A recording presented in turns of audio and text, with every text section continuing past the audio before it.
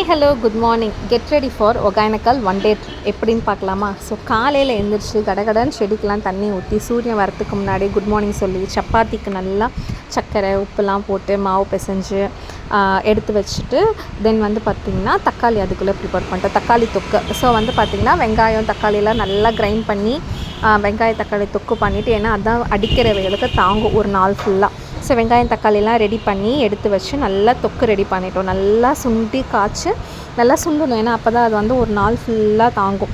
So வந்து அந்த ஒரு நாள் ஃபுல்லாக நம்ம வந்து அவுட்டிங்லேயே சாப்பிட முடியாது அப்படின்னு சொல்லிட்டு வீட்டிலேயே ப்ரிப்பேர் பண்ணியாச்சு.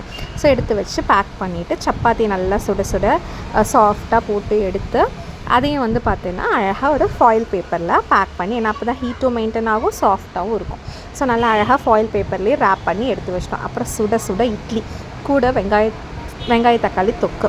அது கூட நம்மளுக்கு இன்னொரு டிஷ் வேணும்ல. ஸோ வந்து நான் என்ன பண்ணிட்டேன், இட்லி பொடியும் எண்ணெயும் எடுத்துக்கிட்டேன். நல்லெண்ணெய் இட்லி பொடி எடுத்துகிட்டு நல்லா சூடாக சாஃப்டாக இட்லி வந்தோடனே அதையும் ஹாட் பாக்ஸில் பேக் பண்ணி பார்த்தா மணி 6:30 மேலே ஆகிடுச்சு, விடிஞ்சிடுச்சு. அப்புறம் என் பட்டுக்குட்டி அழகாக எழுப்பி விட்டு அவளோட அழகாக ரெடி ஆகிட்டேன். ஸோ பட்டுக்குட்டி எனக்கு ஹெல்ப் இல்லாமல் இருக்குமா, அழகாக வாட்டர் கேன்லாம் தூக்கிட்டு வந்து அவளே கார்லலாம் எடுத்து வச்சுட்டு அழகாக ஜம்முன்னு காரில் ஏறி உக்காந்துக்கிட்டா.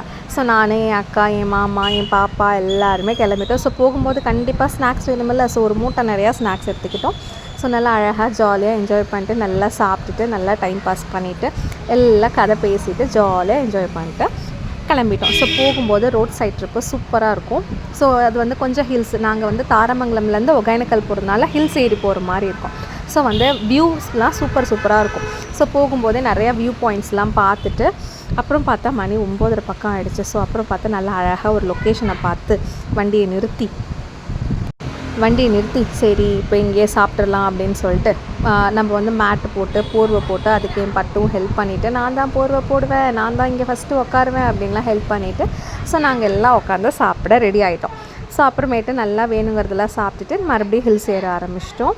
ஸோ பார்த்தா நல்லா அழகாக வியூ பாயிண்ட்ஸ்லாம் தெரிஞ்சுது. ஸோ அழகாக சூப்பராக 2 பக்கம் மலை, நடுவில் ரோடு, கூட வந்து என் பாப்பாவோட டான்ஸு பாட்டு எல்லாம் கேட்டுட்டு போயிட்டு பார்க்கிங்கில் கார் நிறுத்துறது வரத்துக்குள்ளே என் பாப்பா பார்க்க பார்த்துட்டா. ஸோ கொஞ்சம் நேரம் நல்லா ஜாலியாக என்ஜாய் பண்ணிவிட்டு விளையாண்டுட்டு ஃபுல்லாக வந்து ஒகேனக்கல் உள்ளே போகலாம் அப்படின்னா தண்ணிக்கே ஃபோன் எடுத்துகிட்டு போக வேண்டாம், அங்கே நிறையா பேர் இருப்பாங்க, எடுத்துருவாங்க, தண்ணிக்குள்ளே விழுந்துரும் அப்படின்னு பயந்துட்டாங்க. போயிட்டு வர வழியில் மேச்சேரி பத்ரகாளியம்மன் கோயிலுக்கு போயிட்டு ஒரு ஹாய் சொல்லிவிட்டு சாமியை கும்பிட்டு டைம் ஆகிறதுக்குள்ளே வீடும் வந்து சேர்ந்துட்டோம். பாய்.